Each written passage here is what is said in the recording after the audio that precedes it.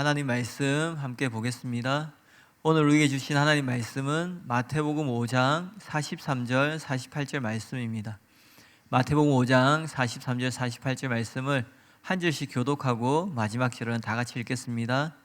또 내 이웃을 사랑하고 내 원수를 미워하라 하였다는 것을 너희가 들었으나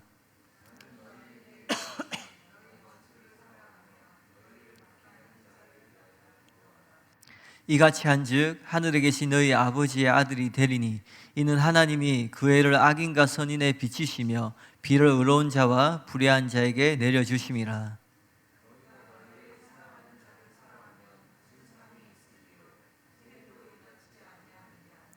또 너희가 너희 형제에게만 무난하면 남보다 더 나은 것이 무엇이냐? 이방인들도 이같이 아니하느냐? 다 같이 읽겠습니다. 그러므로 하늘에 계신 너희 아버지의 온전하심 같이 너희도 온전하라. 아멘. 주일 열린 예배 오신 모든 분들 환영하고 축복합니다. 너무 잘 오셨습니다. 오늘은 마태복음 5장 43절 48절 말씀으로 원수 사랑 불가능한 것이 아닙니다 라는 제목으로 하나님 말씀을 전하도록 하겠습니다. 오늘 본문은 예수님이 율법의 완전한 뜻을 보여주는 6가지 반제 중에 마지막 반제예요. 이 반제라는 것은 예수님이 이렇게 말씀하세요. 너희가 뭐뭐 하였다는 것을 들었으나 나는 너희에게 이르노니 이렇게 언급하는 부분이 있는데 그것을 반제라고 하는데요. 6가지가 어떤 거냐면 우리가 그동안 살펴봤던 살인하지 말라, 누구든지 살인하면 심판을 받게 되리라 하는 것을 들었으나 이렇게 하시고, 또 간음하지 말라, 또 이혼 정서에 대해서, 또 맹세에 대해서, 또 지난번에 나눈 것처럼 눈은 눈으로 이는 이로 갚으라, 이게 5개고요. 오늘은 마지막 6번째 반제로 43절에 내 이웃을 사랑하고 내 원수를 미워하라 라는 말씀으로 나와요. 이 말씀을 인용하였는데 이것은 성경을 인용한 것이 아니라 예수님 당시 유대교 랍비들의 가르침을 인용한 것 같습니다. 그래서 이 인용 구절은 지금 예수님께서 모세의 율법을 다루고 있는 것이 아니라 유대교의 잘못된 해석과 가르침을 다루고 계시다는 결정적인 증거가 되시는 거예요. 다른 반제들보다 앞에 5가지보다 이 구절에서 유대교의 해석이 얼마나 율법의 본의에 떠나 있는지 극명하게 드러납니다. 또 본문은 계명들에 대한 설명의 클라이맥스예요. 그리고 그것을 완성하고 있는 부분입니다. 차원이 가장 높고 가장 지키기 어려운 말씀이라는 거죠. 그러나 그렇기 때문에 우리를 가장 크게 변화시킬 수 있는 말씀이고, 또한 저와 여러분에게 가장 필요한 말씀이 됩니다. 그러므로 이 말씀을 잘 소화해서 자연적인 본능을 뛰어넘어서 사랑의 하나님을 닮아가는 저와 여러분이 되시길 진심으로 바랍니다.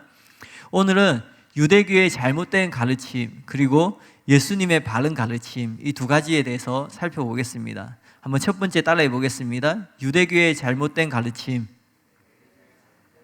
네. 본문 43절에 또 내 이웃을 사랑하고 내 원수를 미워하라 하였다는 것은 너희가 들었으나 라고 말씀하세요. 이 말씀의 전반부 내 이웃을 사랑하고 라는 이 말은 레위기 19장 18절에서 인용한 말씀입니다. 예수님은 이 레위기 말씀을 신명기 6장 4절 5절 말씀과 함께 율법 전체를 요약하기 위해서 사용하셨어요. 마태복음 22장에 보면 한 율법사가 예수님을 시험하기 위해서 가장 큰 계명이 무엇입니까? 라고 물어보는 장면이 나오는데 거기에 대한 대답으로 이렇게 하셨어요. 마태복음 22장 37절 40절에 예수께서 이르시되 내 마음을 다하고 목숨을 다하고 뜻을 다하여 주 너의 하나님을 사랑하라 하셨으니, 이것이 신명기 6장 4절 5절 말씀이고요. 이것이 크고 첫째 되는 계명이요 둘째도 그와 같으니 내 이웃을 내 자신같이 사랑하라 하셨으니, 이 말씀이 레위기 19장 18절 말씀이에요.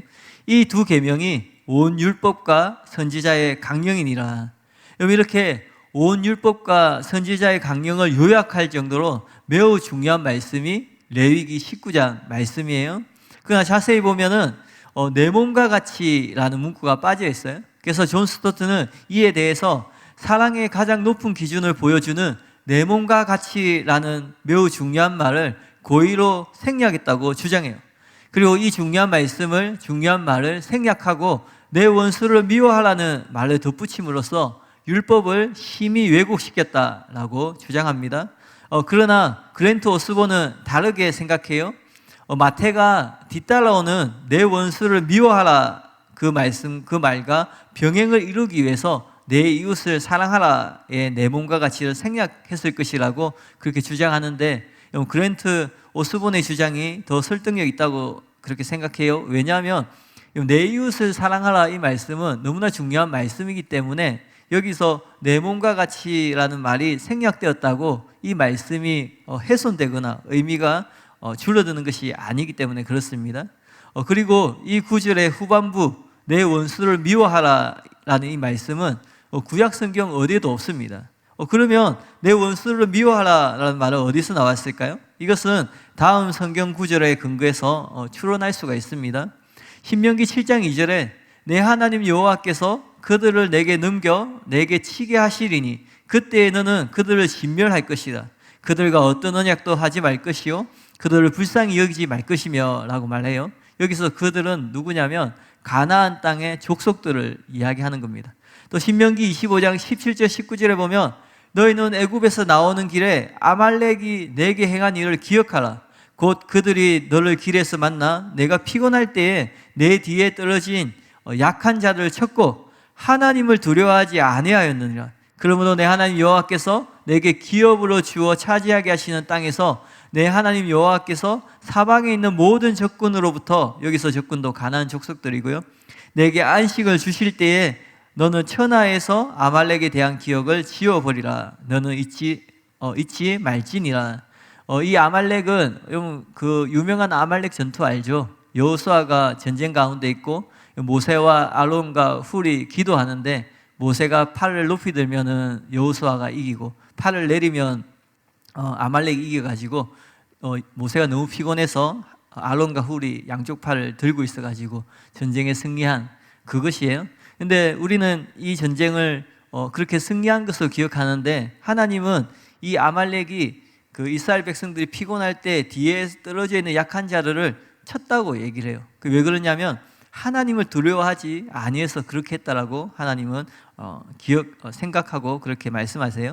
그리고 시편 139편 21절 22절에 여호와여 내가 주를 미워하는 자들을 미워하지 아니하오며 주를 치러 일어나는 자들을 미워하지 아니하나이까 내가 그들을 심히 미워하니 그들은 나의 원수들이니라 라고 말씀하세요. 그래서 유대교의 랍비들은 이러한 구약의 구절들을 근거로 해서 원수를 미워하라고 이렇게 유추한 것 같습니다. 아마 그 랍비들을 이렇게 가르쳤을 것이에요. 나의 이웃은 나의 민족과 종교에 속한 동료 유대인, 즉 나의 친지와 친척이다.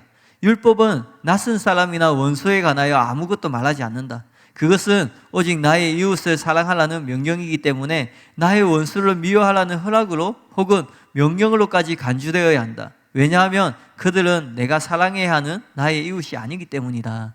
그러니까 이웃을 사랑하라는 말이 그 이웃이라는 개념이 내 친척, 나의 동료, 나의 동족들이니까 그 말씀만 하고 그 외의 사람들에 대한 말씀은 없으니까, 그러면 이웃을 사랑하고 나머지 사람에 대한 말씀은 없으니까 그럼 미워해야 된다, 그렇게 유추했다라는 거예요. 실제로 해당해서 유대교 랍비들이 이렇게 가르쳤다라는 거예요. 이러한 구분은 쿰란에서도 발견이 됩니다. 쿰란의 공동체의 규칙에 보면은 하나님을 찾고 옳고 좋은 것을 행하라는 지침이 나와 있습니다. 그것은 하나님이 선택하신 모든 것을 사랑하고 하나님이 거부하신 모든 것을 미워하라, 모든 악을 삼가고 선을 붙들라라는 목표가 들어 있습니다. 한 단계 더 나아가서 그 지침에는 하나님이 의도하신 뜻에 따라 빛의 모든 자녀들을 사랑하고 하나님이 원수를 정죄하신 것에 따라서 모든 어둠의 아들들을 미워하라라고 기록되어 있어요. 그러면 이런 원수를 미워하라는 유대 랍비들의 가르침이 정당한 것인가? 그렇지 않다라는 거예요. 앞서 읽은 구절들은 전체 이방인을 대상으로 한 것이 아니라는 거죠. 시편도 개인적인 원수가 아니라 하나님의 공적인 원수에 대한 말씀이에요. 그러므로 이런 구절들을 근거로 원수를 미워하라는 것이 구약 성경의 요약이라고 하는 것은 잘못된 결론이라는 거죠. 이것은 개인적인 원수를 사랑하라는 말씀과 다른 차원의 말씀입니다. 그리고 게다가 모세오경을 아무리 찾아보아도 원수에 대해서 원한을 품으라라는 그렇게 지시하는 말씀이 없다라는 거예요. 무엇보다도 오늘 본문 첫 구절 내 이웃을 사랑하고에 인용한 레위기 19장 18절에는 이렇게 기록되어 있어요. 원수를 갚지 말며 동포를 원망하지 말며 내 이웃을 사랑하기를 내 자신같이 사랑하라 라고 말씀하는 거예요. 그러니까 이처럼 이 유대인들이 가르칠 때에 인용했던 그 말씀 안에 원수를 갚지 말라라는 내용이 들어있는 거예요. 또한 내 이웃을 사랑하기를 내 자신같이 사랑하라 이 말씀이 유대인만 사랑하고 이방인은 미워하라는 그런 뜻이 아니라는 거죠. 오히려 이방인도 자신처럼 사랑하라는 의미가 있다는 겁니다. 그 증거로 이웃을 사랑하라는 이 계명이 적혀있는 같은 장 레위기 19장에 보면은 33절 34절에 이런 말씀이 있어요. 거류민, 이게 뭐냐면 외국인, 나그네, 이방인들 얘기하는 거예요. 거류민이 너희 땅에 거류하여 함께 있거든 너희는 그들을 학대하지 말고 너희와 함께 있는 거류민을 너희 중에서 나은 자같이 여기며 자기같이 사랑하라. 너희도 애굽 땅에서 거류민이 되었었느니라. 이렇게 말씀하시는 거예요. 그러니까 너희가 애굽 땅에서 이방인이었고 나그네였던 것처럼 지금 너희 가운데 그런 이방인 나그네가 있으면 너희 중에 나은 자처럼 그렇게 여기고 사랑해라는 말씀이 그 같은 장에 있는 거예요. 그러므로 이웃을 사랑하라는 계명은 절대 유대인만을 사랑하라는 뜻이 아니라는 거예요. 그러나 랍비들은 이웃을 사랑하라는 이 명령을 어이없게도 유대인에 대해서 한정되어서 해석을 했어요. 또 나아가서 거기에 내 원수를 미워하라는 적대적인 결론까지 끌어냈다라는 거예요. 그들의 이런 가르침은 오히려 율법과 완전히 대립되는 것이에요. 성경의 다른 구절들 읽어보면 금방 알 수 있는데 출애굽기 23장 4절 5절에는 네가 만일 내 원수의 길 잃은 소나 나귀를 보거든 반드시 그 사람에게로 돌릴지며 내가 만일 너를 미워하는 자의 낙이나 짐을 싣고 엎드려 짐을 보거든 그것을 버려두지 말고 그것을 도와 그 짐을 부릴지니라. 도와주라는 말이에요. 원수가 그렇게 되었을 때. 또 잠언 24장 17절에 내 원수가 넘어질 때에 절거하지 말며 그 엎드러질 때에 마음에 기뻐하지 말라. 우리의 본성은 뭐예요? 원수가 넘어지고 엎어지면 꽃이다라고 생각하는 게 우리의 본성이죠. 근데 이 말씀에 보면은 절거하지 말며, 그러니까 절거하는 게 자연스러운 본성이라는 거죠. 그러니까 여러분이 꽃이다라고 생각하는 게 자연스러운 마음인데 그런 마음을 가지지 말라, 그렇게 말하고 있는 것이에요. 잠언 25장 21절에 내 원수가 배고파하거든 음식을 먹이고 목말라 하거든 물을 마시게 하라. 그래서 예수님께서 본문뿐 아니라 누가복음 10장에서도 유대교의 이 이웃에 대한 잘못된 가르침을 바로잡고 있습니다. 누가복음 10장 29절에 보면 한 율법사가 예수님께 나와서 내 이웃이 누구입니까? 라고 질문하고 있어요. 이 율법사는 이웃과 원수가 따로 있다고 생각하는 거예요. 즉 이스라엘 민족은 이웃이고 이방 사람은 원수라고 생각하는 거죠.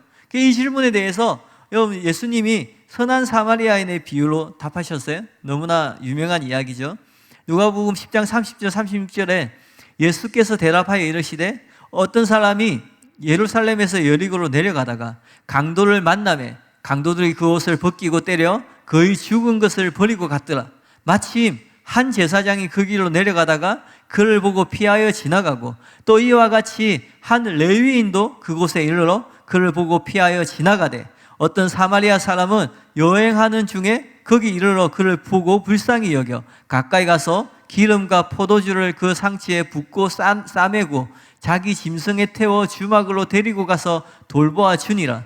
그 이튿날 그가 주막 주인에게 데나리온 2를 내어주며 이르되 이 사람을 돌보아 주라. 비용이 더 들면 내가 돌아올 때에 갚으리라 하였느니라. 그러면서 그 질문한 사람에게 내 생각에는 이 세 사람 중에 누가 강도 만난 자의 이웃이 되겠느냐라고 예수님이 그렇게 다시 물어보세요.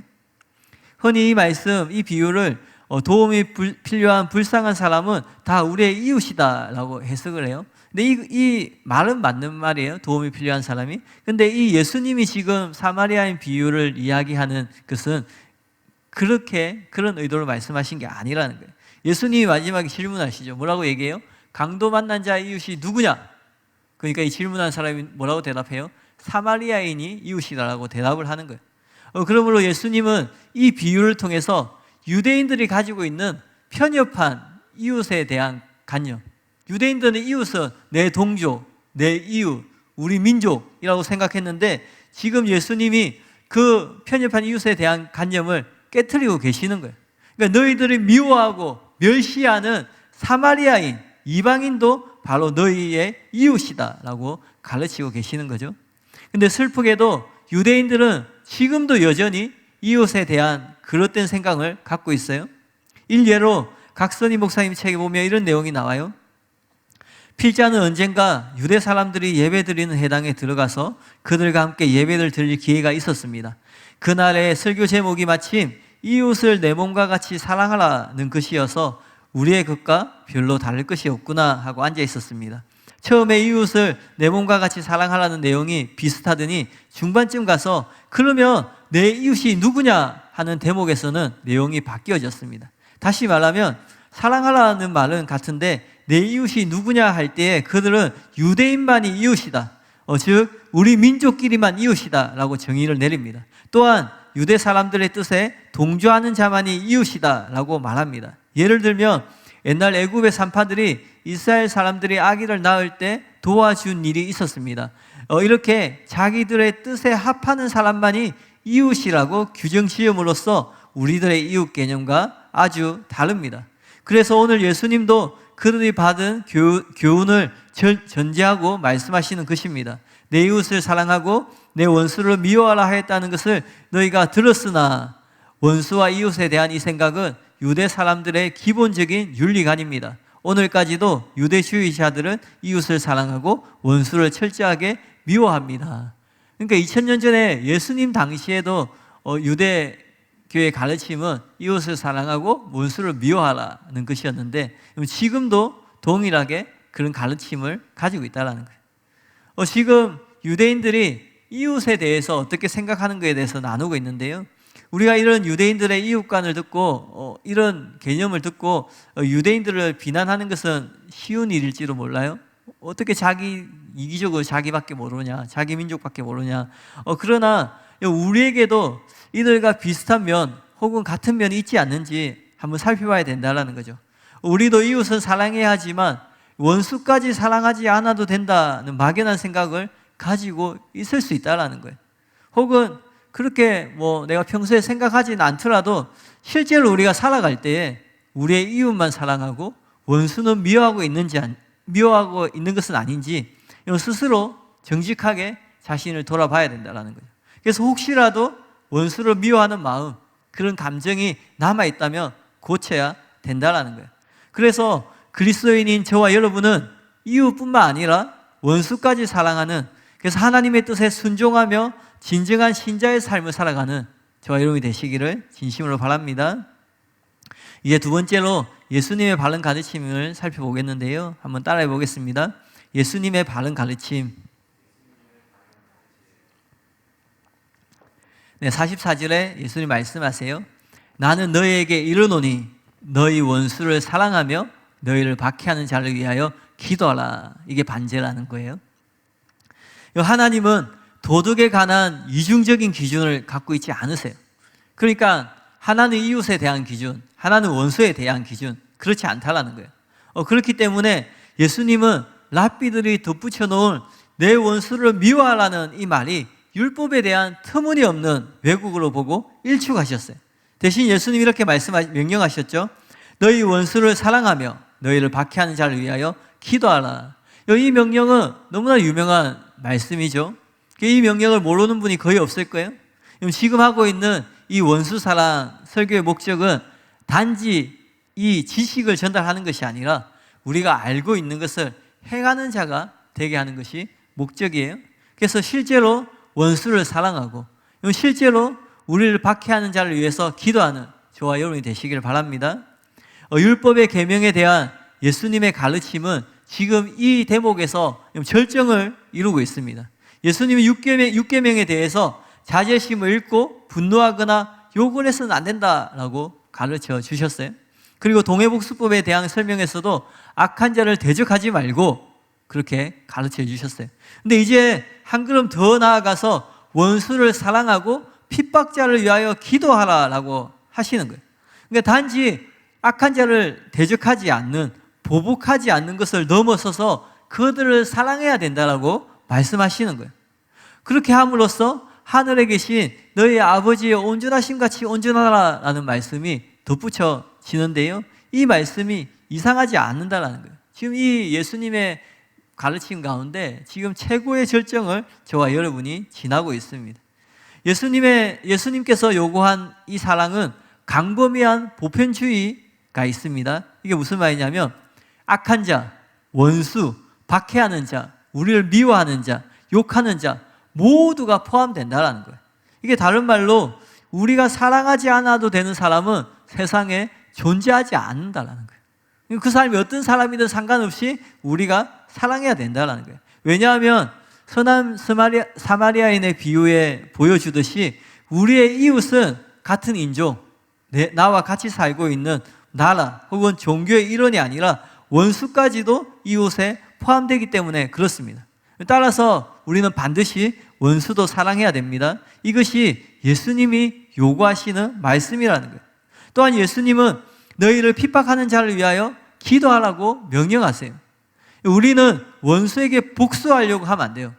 그리고 나아가서 하나님께 그것을 신원해 주기를 간구하지도 말고 그 대신에, 그러니까 우리가 하나님께 그것을 갚아달라고 기도하지 말고 우리가 해야 되는 기도는 뭐냐면 그들을 위해서 기도해야 된다는 거예요. 그럼 그들을 위해서 하는 기도는 하나님 저들을 멸하여 주세요, 징벌하여 주세요, 그런 기도가 아니라 그 원수를 박해하는 자를 불쌍히 여기고 긍휼히 여기는 그런 마음으로 기도하라는 거예요. 이것이 하나님의 뜻이라는 거예요. 예수님이 실제로 먼저 모범을 보여주셨습니다. 예수님은 십자가 위에서 자신을 십자가에 못 박은 자들을 위해서 기도하셨어요. 근데 이 기도하셨다는 이 말이 어떤 시제냐면 불완전한 시제예요. 이게 무슨 의미냐면 예수님이 십자가 위에서 아버지여 저희를 사하여 주옵소서, 자기 하는 것을 알지 못함이니이다 라고 이렇게 간구를 하셨는데, 이 말씀이 불완전 시제라는 것은 한 번 하고 끝나는 것이 아니라 계속해서 되풀이하면서 그렇게 기도하셨다라는 거예요. 그러니까 한 번 기도하고 끝내는 거 아니라 십자가 위에서 계속 이 영혼들을 위해서 중보하셨다라는 거죠. 십자가에 못 박히는 고통이 얼마나 커요? 네, 사실 안 박혀봐서 잘 모르죠. 네. 근데 그 고통조차도 예수님께서 원수를 위해서 기도하는 것을 멈추게 할 수 없었다라는 거예요. 그렇다면 우리가 일상 가운데 어떤 위험이나 편견이 우리가 원수를 위해서 기도하지 않는 것을 정당화시킬 수 없다라는 거예요. 그러니까 우리가 원수를 사랑하고 원수를 위해서 기도해야 되는데 그렇게 하지 않고 있으면서 어떤 변명을 하든 핑계를 대든 그럴 수가 없다라는 거죠. 그러므로 우리는 마땅히 우리를 핍박하는 자를 위해서 기도해야만 한다는 것입니다. 다른 선택의 여지가 없는 것이에요. 케네스 해기 목사님은 이와 관련해서 놀라운 간증을 하셨습니다. 보시다시피 당신은 원수를 사랑해야 합니다. 당신은 당신을 저주하는 자들에게 축복을 빌어 주어야 합니다. 당신은 당신에게 잘해주지 않는 자들에게 잘해주어야 합니다. 그렇게 하지 않는다면 당신은 용서 가운데 걷지 않는 것입니다. 다른 사람들처럼 나도 여러 번 용서하기 싫은 유혹을 받았지만, 회기 목사님도 용서하고 싶지 않은 마음이 든 적이 있다고 해요. 그러니까 그런 마음이 드는 것은 자연스러운 거죠. 근데 그 마음을 쫓아가느냐 아니면은 그 마음을 버리느냐, 우리가 선택하는 것이에요. 용서하기 싫은 유혹을 받았지만 적대감, 곧 악한 의지, 다시 말해서 잘못된 감정이 조금도 내 안에 들어오는 것을 거부합니다. 실제로 사람들이 나에 대해서 말하기 시작하면 나는 그들을 위해 기도하기 시작합니다. 나는 아침에 일어나 이렇게 말합니다. 하나님, 사랑하는 아무개 형제를 축복해 주세요.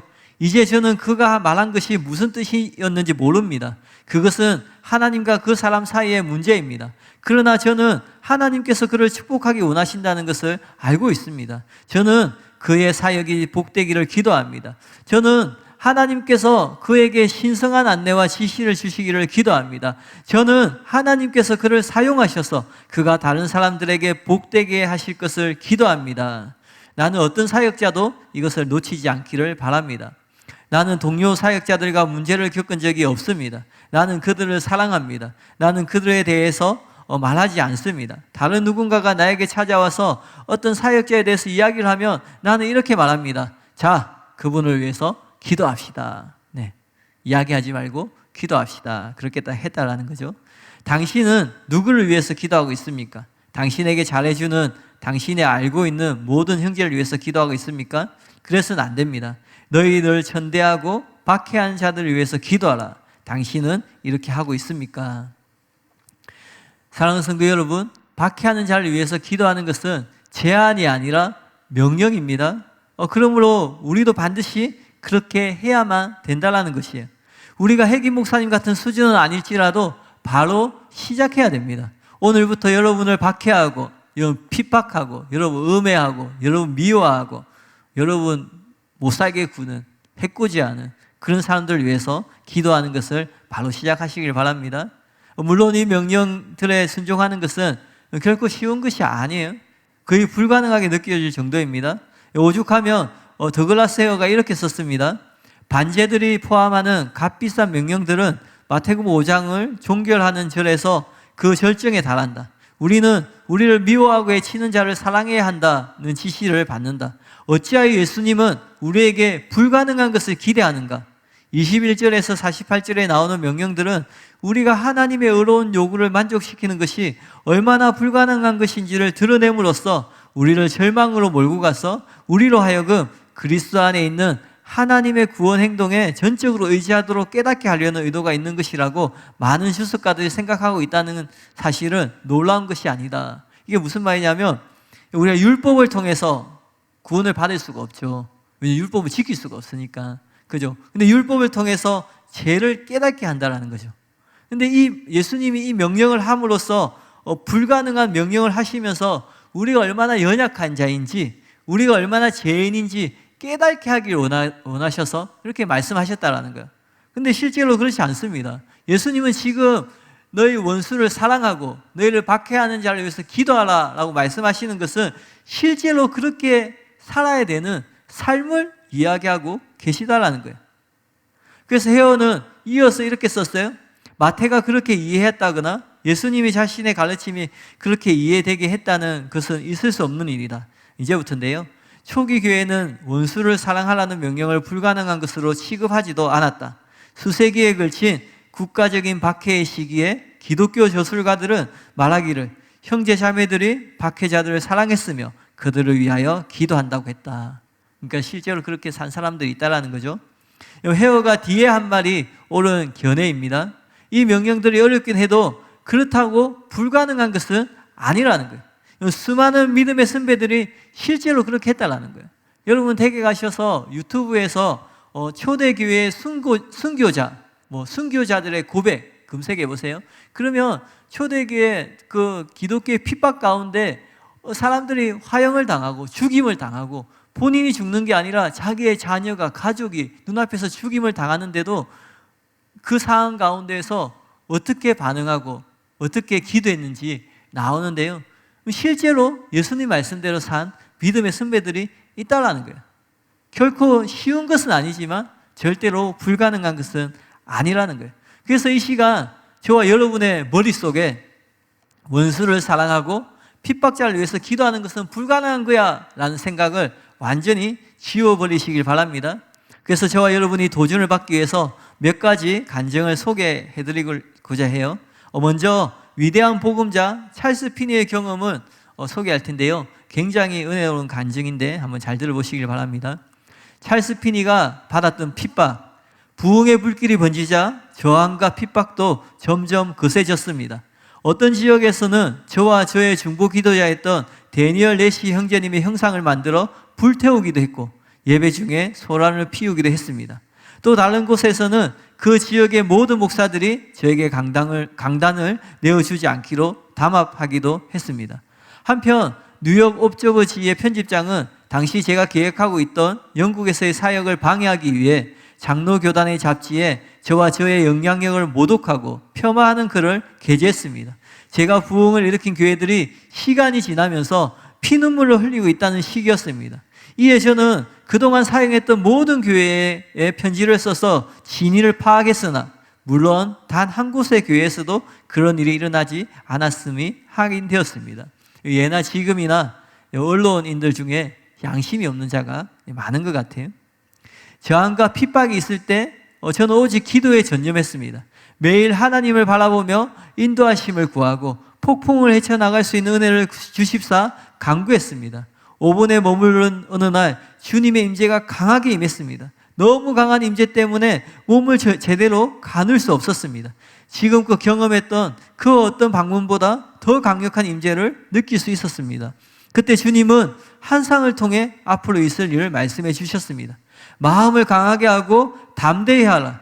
두려워 말며 놀라지 말라. 내가 어디로 가든지 내 하나님 여호와가 너와 함께 하느니라. 여호수아에게 주신 하나님의 말씀이죠.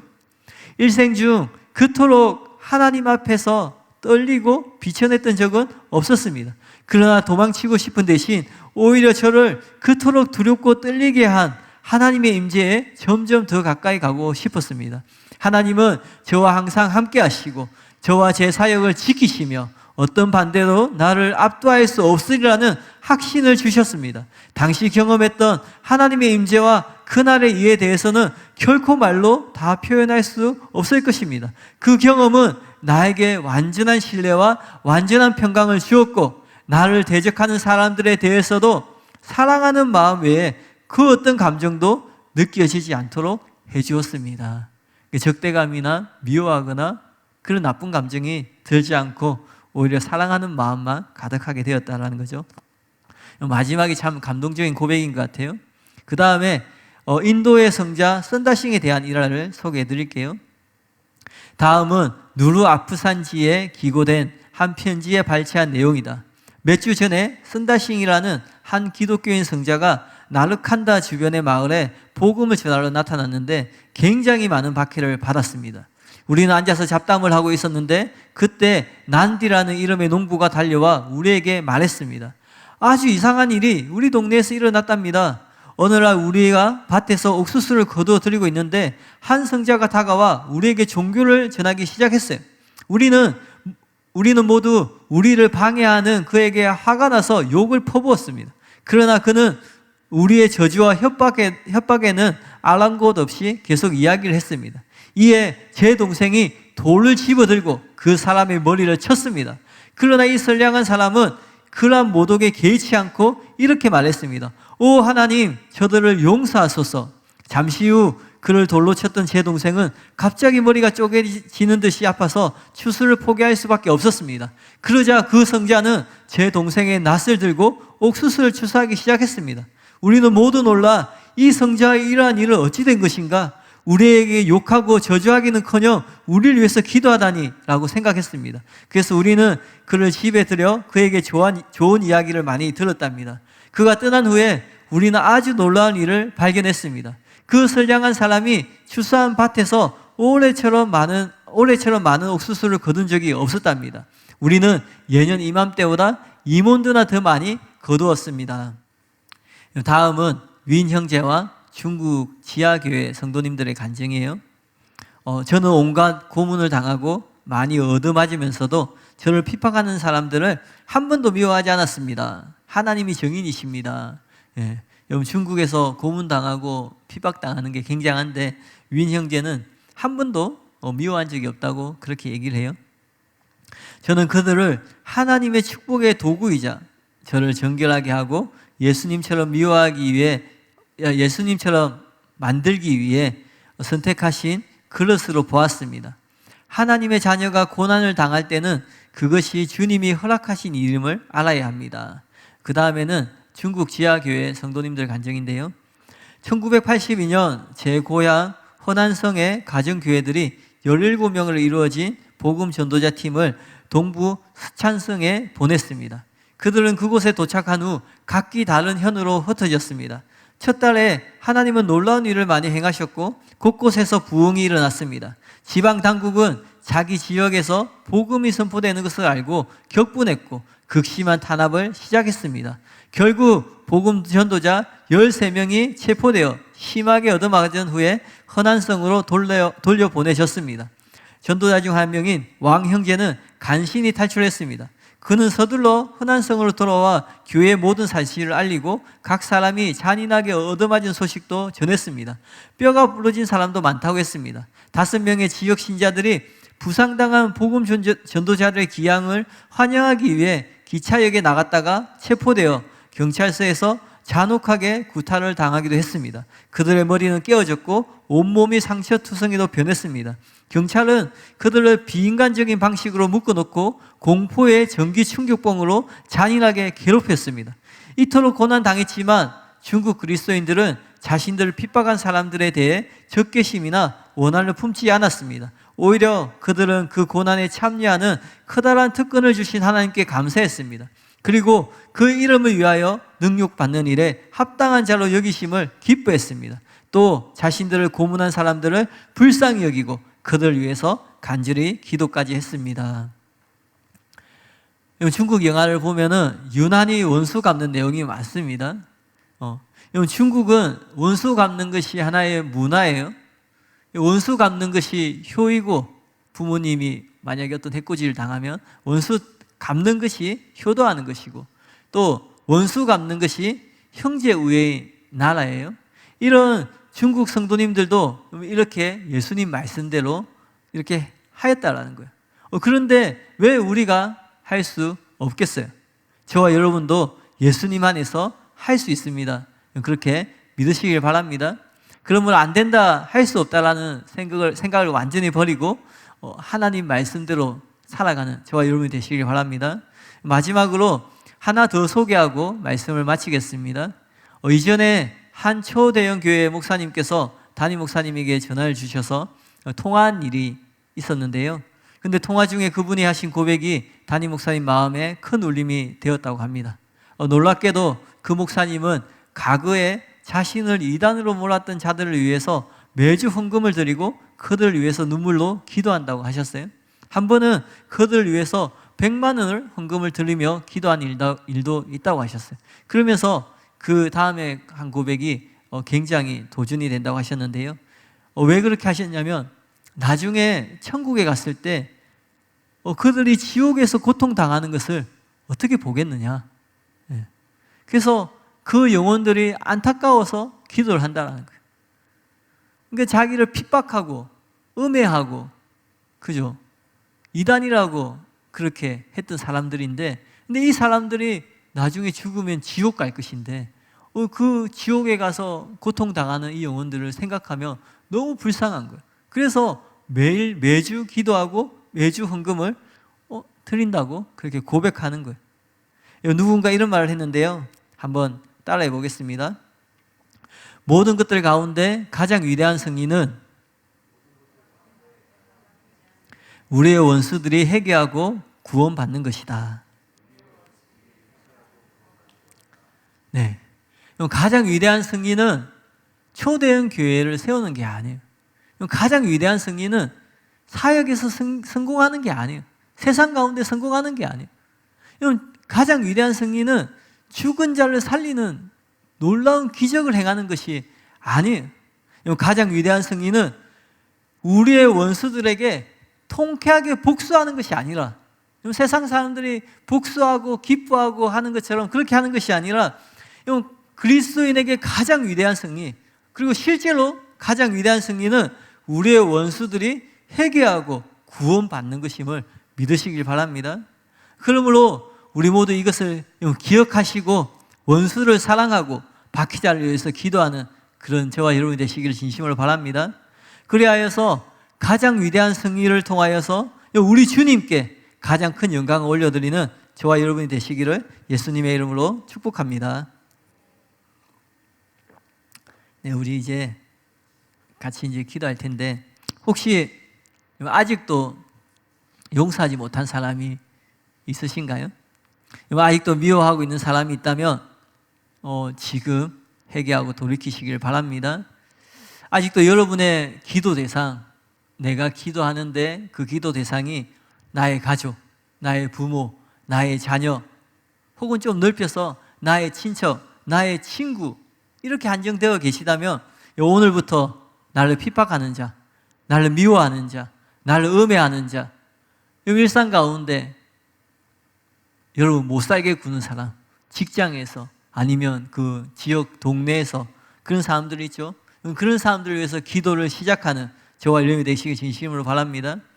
설교 중에도 말씀드렸지만 사실 원수를 사랑하고 나를 박해하는 자를 위해서 기도하는 것이 결코 쉬운 것이 아니에요. 그러나 불가능한 것이 아니라고 그렇게 말씀드렸죠. 그럼 어떻게 시작할 수 있을까요?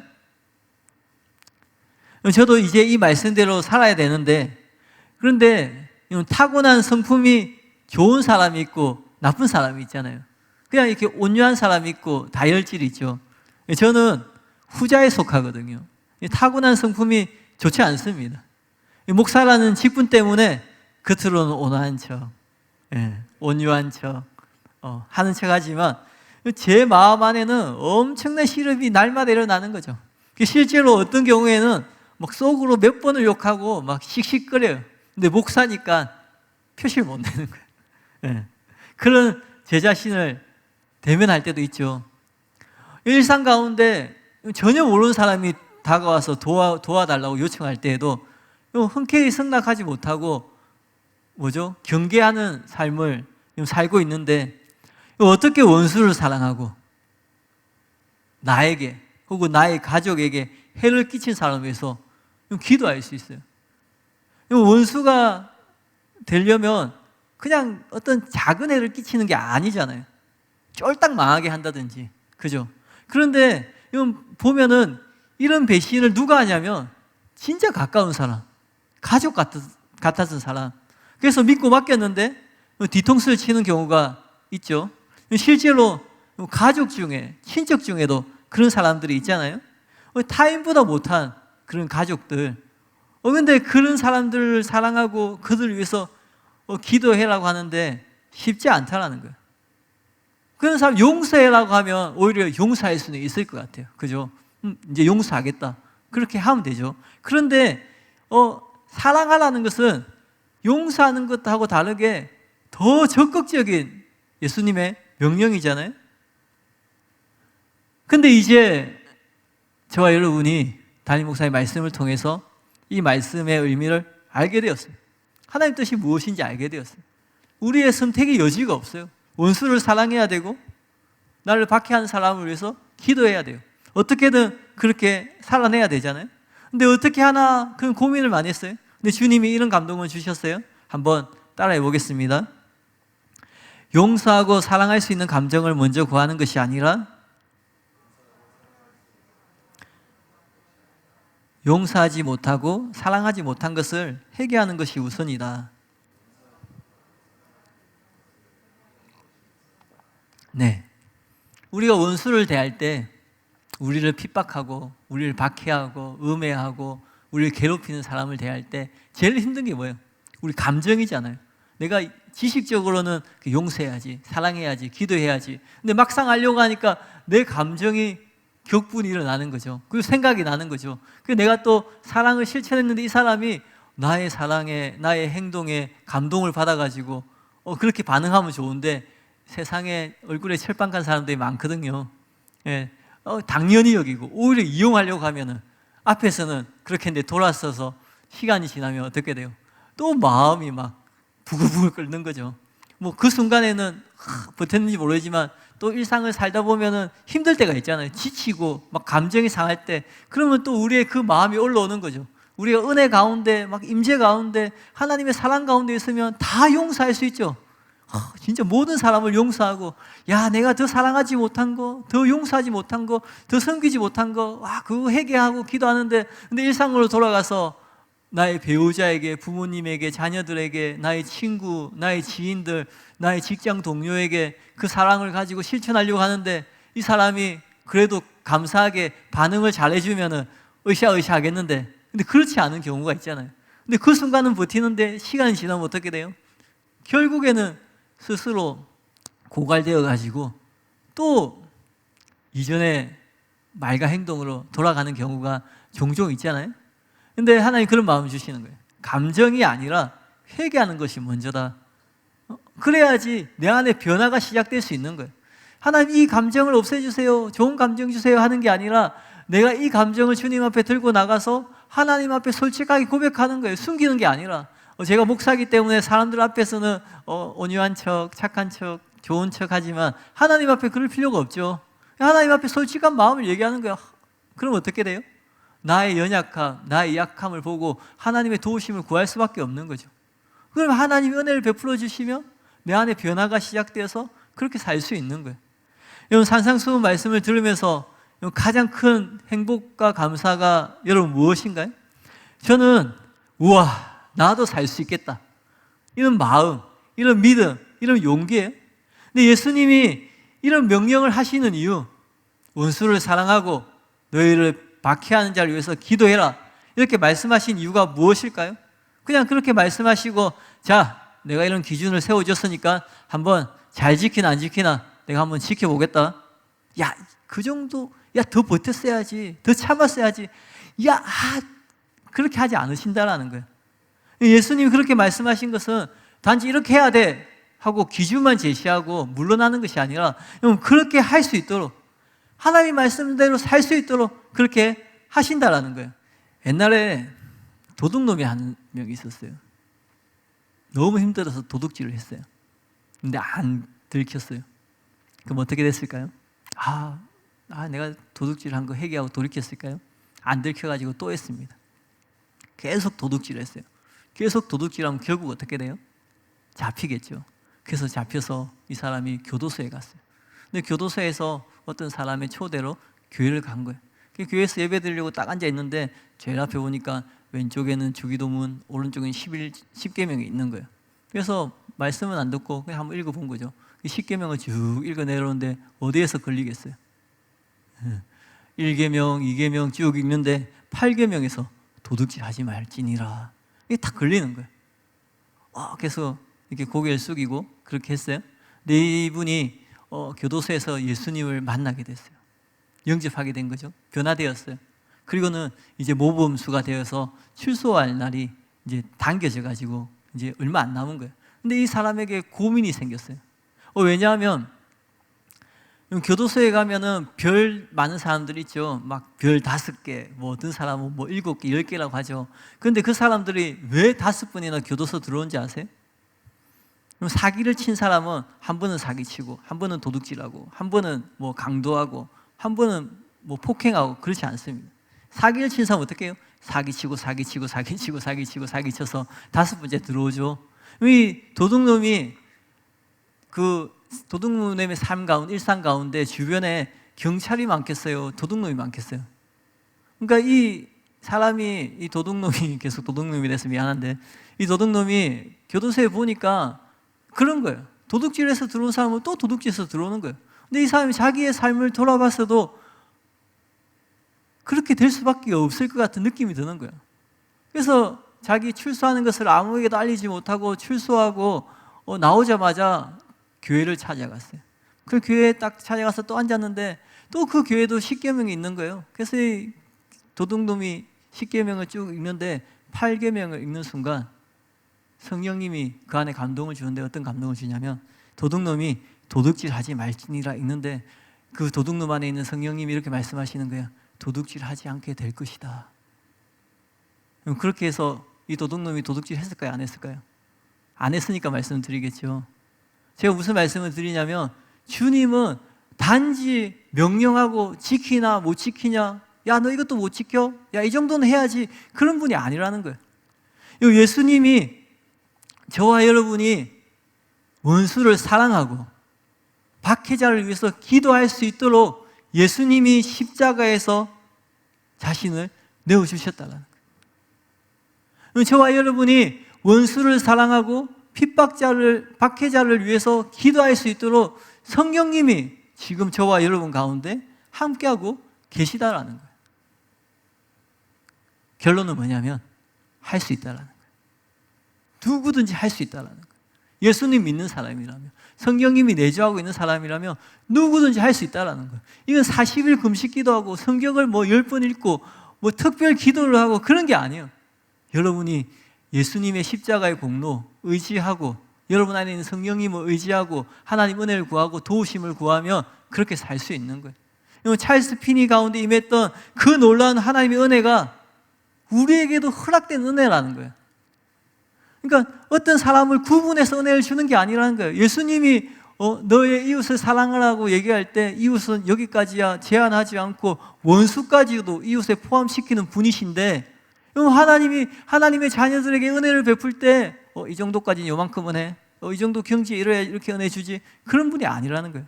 여러분이 신앙생활하면서 경험하셨던 하나님 생각해 보세요. 여러분 어떤 하나님 은혜를 경험했는지. 나의 부족함에도 불구하고, 나의 연약함에도 불구하고, 내가 받을 만한 자격이 없음에도 불구하고 은혜를 베푸시는 것이, 호의를 베푸시는 것이 하나님의 사랑이잖아요. 바로 저와 여러분을 위해서 준비된 하나님의 은혜가 있다는 것을 기억하시길 바라요. 그래서 믿음의 선배들이 살아간 것처럼 수많은 믿음의 선배들이 정말 그 죽음 앞에서도 주님을 배반하지 않고, 신세 한탄하지 않고, 자기를 박해하는 사람을 막 저주하고 원망하지 않고, 예수님이 십자가에서 계속해서 저들을 위해서 기도한 것처럼 그렇게 기도할 수 있다라는 거예요. 우리 이 시간에 그 은혜를 구하면서 기도했으면 좋겠습니다. 여러분 그동안 혹시 사랑하지 못한 것이 있다면, 용서하지 못한 것이 있다면, 혹은 기도하지 못하고 축복하지 못한 그런 마음들이 있다면 우리 시간에 회개하고 정말 하나님 은혜를 구하면서 찰스 피니에게 임했던 그 놀라운 은혜를 하나님 이 시간 나에게 부어주시옵소서. 하나님 저도 정말 하나님 말씀대로 살고 싶습니다. 정말 하나님 나의 삶을 통하여서 하나님께서 원하시는 그 승리하는 삶을 살기를 원합니다. 나는 연약하고 나의 성품은 부족할 수도 있고 나의 감정은 격할지 모르지만, 하나님 내가 원하는 것은 나의 본성대로 사는 것이 아니라, 나의 감정대로 사는 것이 아니라 하나님 말씀대로 사는 것이 하나님 내가 원하는 것입니다. 이 시간 우리 주님 은혜 구하면서 같이 기도하겠습니다.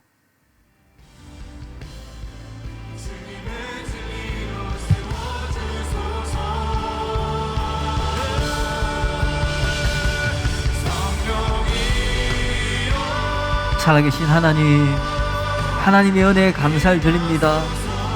하나님 이 시간에 예수님의 마음을 부어주시옵소서. 십자가 위에서 계속 저들 위하여서 기도하셨던 예수님의 그 마음을 부어주시옵소서. 원수를 불쌍히 여기고 원수를 긍휼히 여기는 하나님의 마음을 부어주시옵소서. 단지 원수를 용서하는 것에서 끝나는 것이 아니라 더 적극적으로 사랑할 수 있도록, 사랑을 행할 수 있도록, 하나님 기도할 수 있도록 하나님의 아버지의 사랑을 부어 주시옵소서. 하나님 내가 원수 되었을 때에 우리에게 베풀어 주신 하나님의 그 사랑을 하나님 내가 기억합니다. 내가 하나님을 알지 못하였을 때에 하나님을 판단하고 하나님을 조롱하고 멸시하고 천대하였음에도 불구하고 자신밖에 모르는 이기적이고 교만한 저를 하나님 오래 참아주시고 저에게 한없는 긍휼과 자비를 베풀어 주셔서 예수님의 사랑을 알 수 있도록 은혜를 베풀어 주신 그 하나님의 사랑을 하나님 제가 경험하였고, 하나님 제가 그 하나님의 사랑을 기억합니다. 하나님 이제 그 사랑을 제가 베풀 차례가 되었습니다. 하나님 이제 제가 그 사랑을 행할 차례가 되었습니다. 정말 하나님 아버지를 닮은 자녀가 될 수 있도록 은혜를 베풀어 주시옵소서. 하나님 아버지의 온전하심 같이 하나님 우리도 온전한 삶을 살 수 있도록 주님 역사하여 주시옵소서. 우리의 삶 가운데, 일상 가운데 아버지의 뜻대로 하나님이 기뻐하시는 삶을 살 수 있도록 우리의 삶을 통하여서 원수들을 사랑하고 그들을 위해서 기도할 수 있도록, 그래서 우리의 원수들이 회개하고 구원받는 가장 위대한 승리의 역사가 일어날 수 있도록 하나님 역사하여 주시옵소서.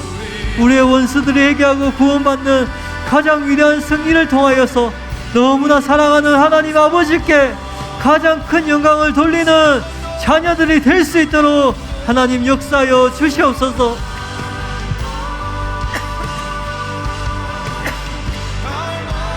하나님 이 시간에 충만하게 임하셔서 하나님 우리를 새롭게 하시고 우리가 더욱 예수님 닮을 수 있도록 은혜를 베풀어 주시옵소서. 하나님, 내가 먼저 사랑을 받았습니다. 하나님, 내가 먼저 용서받았고 내가 먼저 용납받았습니다. 하나님, 내가 그 사랑의 빚진 자임을 잊지 않게 하여 주시옵소서. 그래서 하나님 나는 원수를 용서하고 사랑하고 그들을 위해서 기도하는 것이 당연한 삶이 되었음을 고백합니다. 하나님, 내 안에 여전히 연약함이 있고 부족함이 있지만 하나님 의지하고 성령님 의지하며 나아갑니다.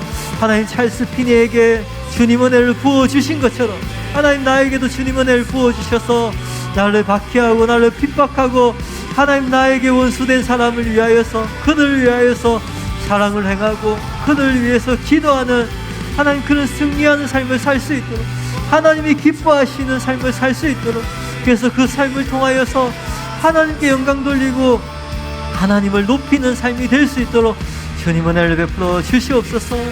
하나님 함께해 주시고 하나님 역사하여 주시옵소서. 예수님 홀로 높임 받으시고 예수님 홀로 영광을 받으시옵소서. 이 모든 말씀을 살아계신 예수님의 이름으로 기도하였습니다. 아멘.